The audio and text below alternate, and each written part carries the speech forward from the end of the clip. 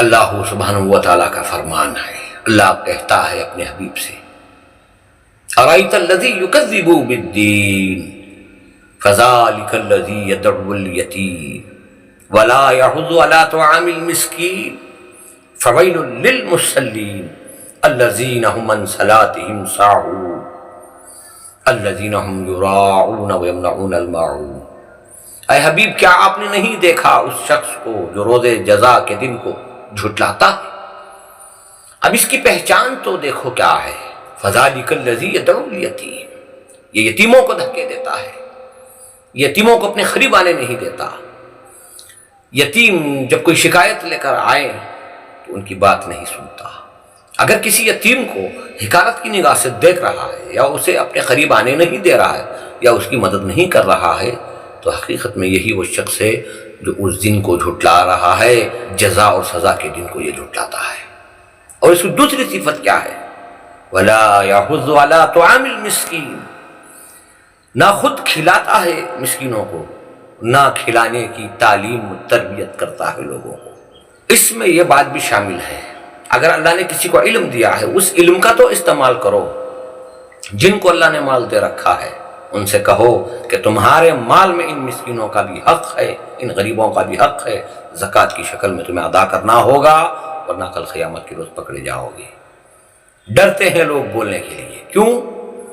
جو مال ہماری طرف آ رہا ہے، جو عزتیں ہماری طرف آ رہی ہیں، جو لوگ ہمیں چاہ رہے ہیں، اگر ہم یہ کہہ دیں کہ تم مال کی زکوٰۃ نکالو تو شاید ہم سے یہ دور ہو جائیں، شاید ہی ہم سے ناراض ہو جائیں۔ کچھ لوگ تو ایسے ہوں گے۔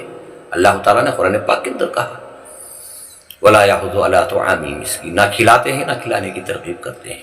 فَوَيْلٌ لِّلْمُصَلِّينَ، ہاں بڑے مصلی ہیں، بہت دنوں سے نمازیں پڑھتے ہیں، بہت پرانے نمازی ہیں، حج بھی کیا ہے، عمرہ بھی کیا ہوا ہے، صرف اپنی خواہشات کی عبادت کی حد تک عبادت گزار ہیں، نہ مال سے کسی کو فائدہ پہنچا رہے ہیں، نہ علم سے کوئی فائدہ پہنچا رہے ہیں، نہ مظلوموں کی مدد کر رہے ہیں، تو پھر ایسی نماز کا فائدہ کیا ہے؟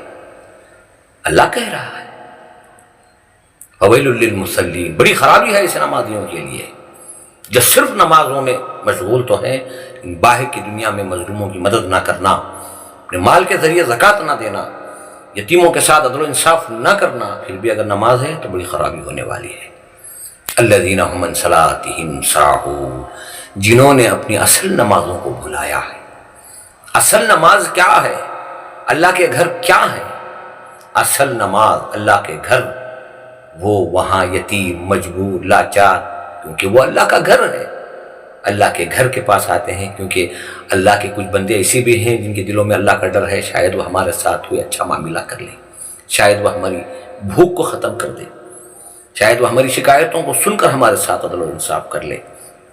اس ارادے سے کچھ غریب غربا مجبور مسجدوں تک آتے ہیں، اگر تم ان کو نہ پہچانو گے تو اصل نمازوں کو بھلانے کا مقصد تو یہی ہے۔ الذین هم عن صلاتهم ساہون الذین هم یراؤون، پڑھتے بھی ہیں تو بس دکھاوا کرتے ہیں، لوگوں میں مشہور ہونا چاہتے ہیں کہ میں بھی نمازی ہوں، میں پرانا نمازی ہوں، مسجد کے اندر میرا ادھیکار چلے گا، میری بات چلے گی، شاید نماز کے قانون پتہ نہ ہو، مسجد کے آداب و احترام پتہ نہ ہو، مسجد کے صحیح حق ادا کرنے کے قانون معلوم نہ ہو، پھر بھی میں ایک مصلی ہوں۔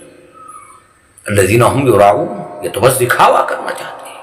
الذین هم یراؤون ویمنعون الماعون، یہ برتنے کی چیزوں کو روکے رکھتے ہیں۔ بھی برتنے کی چیزیں کیا ہیں؟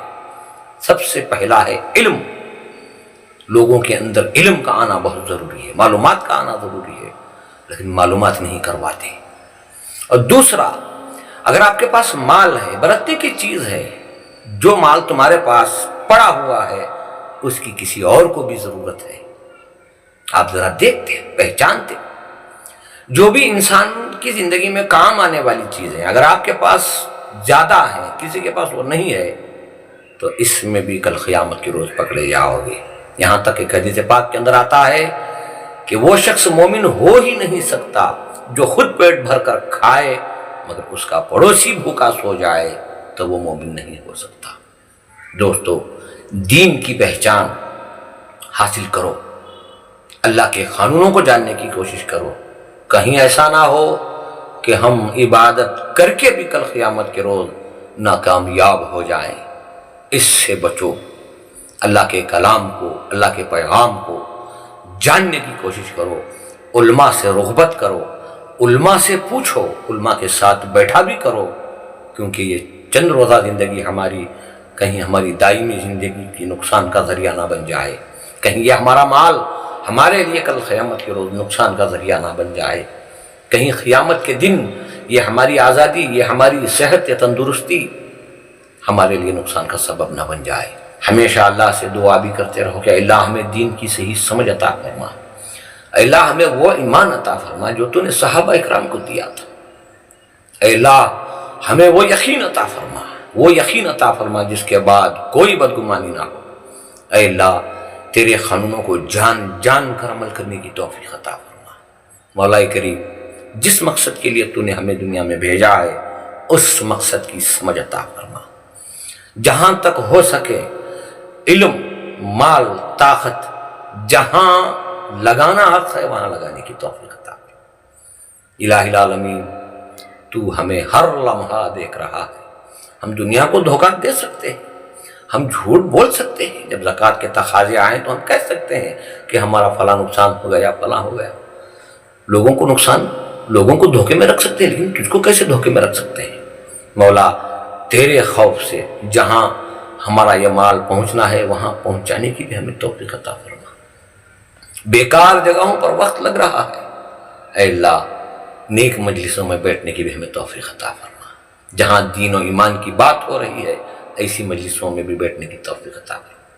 تو نے کہا ہے یا ایھا الذین آمنوا کونوا مع الصادقین، تو نے کہا ہے کہ اے ایمان والو اگر ایمان بنانا چاہتے ہو تو ایمان والوں کی صحبت اختیار کرو، تو ایمان والوں کے ساتھ ہمیں تھوڑی دیر ہی سے ہی بیٹھنے کی توفیق عطا فرما۔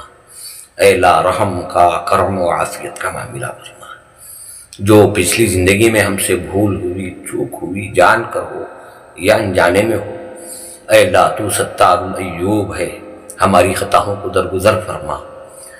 یا اللہ بچی ہوئی زندگی کا کیا اعتبار ہے؟ کون جانتا ہے کہ کتنی زندگی بچی ہے؟ تیرے سوا کوئی نہیں جانتا۔